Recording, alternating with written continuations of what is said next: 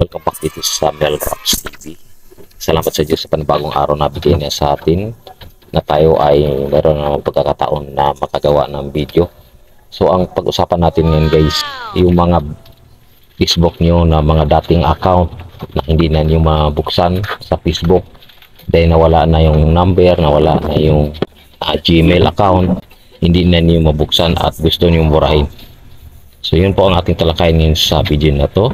At let's go natin guys. Yan, i-search natin. So i-search natin, ito yan, and lumabas na yung luma kong account. Yan, Melvin Rapas. So yan ang natin guys, burahin natin dahil hindi ko na siya nabuksan kasi nahack yan guys, at nakalimutan ko na rin yung number niya at yung kanyang Gmail account. So yan ang ayun, at nakita na natin. So yung tatlong dot, so i-click natin yan guys.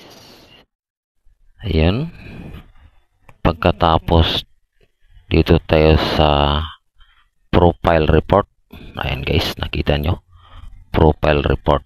Ayan, tapos i-click natin tong something about this profile. So i-click natin yung arrow.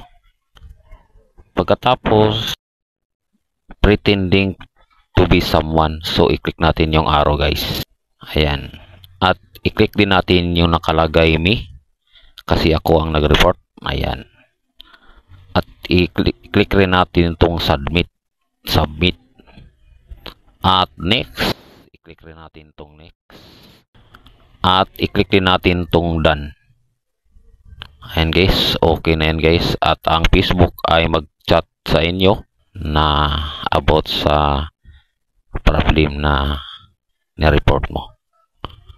Ayan guys, santayin lang natin yung text. Ayan, so yun lang po kadali guys ang magtanggal ng ating mga lumang Facebook na hindi na natin mabuksan. At follow for more.